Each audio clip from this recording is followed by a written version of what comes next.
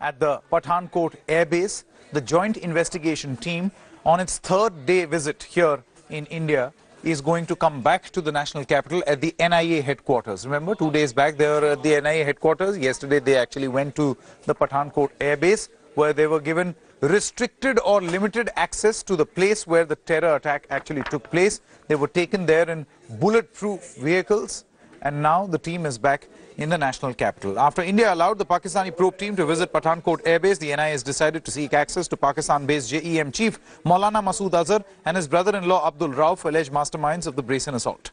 The NIA intends to question them as they are wanted in connection with several terror cases. During today's meeting with Pakistani Joint Investigation Team, the NIA will seek details of the investigation carried out by them so far. Jaish-e-Mohammed terrorists had carried out a terror attack on the night of January the 1st at the Air Force Base in Pathankot. 7 security personnel were killed, while bodies of 4 terrorists were also recovered. जांच ठीक तरह से चल रही है, बड़े cordial atmosphere में हो रही है। इस समय टीम पठानकोट में है, वो जो सीन ऑफ क्राइम है उसको इंस्पेक्शन कर रही है। रात तक लेट नाइट तक वापस आ जाएगी दिल्ली में। कल हमारे डिस्कशंस फिर शुरू होंगे। हमने उनको सारे फैक्ट्स बता दिए और कोई ऐसी बात नहीं थी, बड़े कॉर्डियल एटमॉस्फेयर में वार्तालाप हुई। क्या JIT जिस तरीके से भारत आई हुई है, क्या आप लोग भी वहाँ पर जाँच करने के लिए जा रहे हैं? अभी फिलहाल तो कोई ऐसे प्रोग्राम है नहीं, बट हाँ निश्चित रूप से हम लोग भी जाएंगे। किस तरीके एप्रोप्रिएट टाइम पे जाएंगे। Let's now quickly go across to Anusha Soni, who joins us on this story as well. Anusha, you know, this joint investigation team has actually come to the national capital again. Many are seeing this as a sort of a victory by India, because look at what is happening. You have invited a joint investigation team to the national capital, given them access to visit this terror site in Pathankot, and now you are very rightfully so demanding access to those people whom India believes were the perpetrators. Now, Pakistan will have to oblige for the fact that they have come here and carried out their investigation. Well, Sanket, the crucial point, if at all there is a victory on the Indian side, would be when there is a fruitful information exchange that happens and when Indians are also given that sort of access in Pakistan. But that situation is yet wait and watch. We'll have to see. As far as the today's meeting at the NIA is concerned, of the joint investigation team from Pakistan and of the NIA officials, a lot of information exchange is likely to happen. What our sources are telling us is on one hand, when NIA will seek more information about the sort of investigation that they have done in Pakistan, what is the development on their side, especially on the Jaish links and the people suspected. On this side, the joint investigation team from Pakistan may ask them details about, the cook of SP Salvinder Singh, who was earlier arrested. Also the sort of, details and other investigations that NIA so far have recorded. Earlier, remember, in January this year, there was some sort of clarity that had come that there is no incriminating evidence so far, which has been collected against the SP Satinder Singh. However, the cook in question, what we are hearing from the sources is that the joint investigation team may want to speak to him, may want to look at the different testimony of the SP and also of the cook. So, of course, a lot of information exchange likely to happen today, and a crucial day as far as this entire visit to the national capital and to India of this joint investigation team is concerned.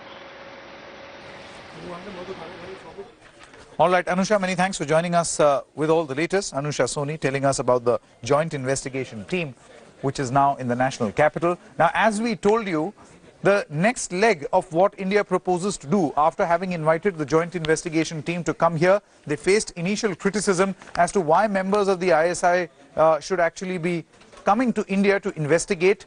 There were huge protests also that took place in Pathankot. But here comes the masterstroke by the government. Because the government feels, because we have obliged, we have asked the joint investigation team to come, and this is a huge gesture, and they have carried out their investigation on Indian soil, the Indian NIA must be allowed access to the perpetrators of the Pathankot terror attack who are in Pakistan. It will be very interesting to see what the response of Pakistan will be. As of now, there has been no communication from Pakistan on whether they will sort of extend the courtesy which was extended to them by India.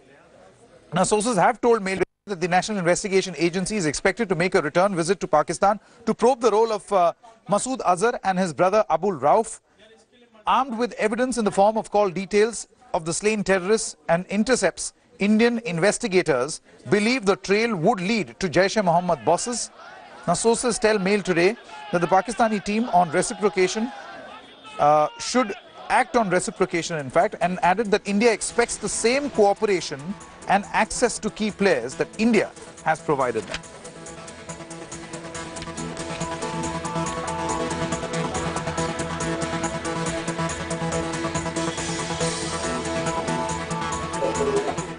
On to the other big story that is brewing between India and Pakistan. Now, on one hand, the JIT actually came here.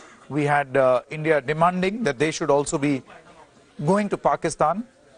There is a lot of confrontation between India and Pakistan on the issue of an alleged Indian spy. Now, in the latest twist to the Indo-Pak spy games, New Delhi has rejected the claims of espionage leveled from across the border. The video confession of a former naval officer arrested on charges of spying in Pakistan has been rejected by the government as having no basis in fact. India has also raised the possibility of the man being abducted. In a statement released by the External Affairs Ministry, India has raised the possibility of Kulbhushan Jadhav being tutored by Pakistan. India has also pointed out that diplomats have not been allowed access to Jadhav, who appears to have been running a legitimate business in Iran. Official sources said no consular access was given to India as is mandatory under the Vienna Convention. India also claims that this was Islamabad's propagandist ploy to divert attention from homegrown terror. Let's go across to Kaswar Kalasra, who joins us from Islamabad with all the latest. Morning, Kaswar. What exactly is Pakistan's answer to these following very basic questions that India is raising? What about the consular access to this man before declaring him a spy? And what are the key points based on which Pakistan has concluded that he's a spy? Yeah, good morning. Definitely a very good question. Let me go back to the press conference which was addressed by the ISPR Chief Director General, ISPR, and also the Pakistan's Federal Minister. They clarified, they told Pakistani media that it was the confessional statement of alleged Indian spy, and the authorities had run the 7 minutes long confessional statement of the alleged Indian spy during the press conference as well. So far as we have been told from the ISPR and the government statement that the consular access, Indian authorities has not applied for the consular access to the alleged Indian spy, and it was the confessional statement given by the alleged Indian spy that he has been working for RAW and was directly in touch with NSA, Indian National Security Advisor Ajit Deval and Director General of RAW.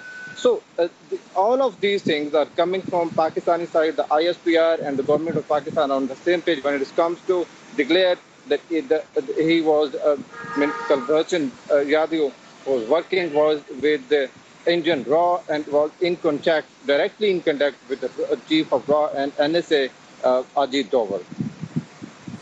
Kaswar Kalasra, many thanks for joining us with all the latest. We are stopping for a short break here on First Up 9 AM Live. When we come back, we'll tell you all the latest from the next big... Obviously, we can, focus on the positive things that we did there against Australia. We've got a very different team to those games that we played. We went through quite a few players throughout those 3 games.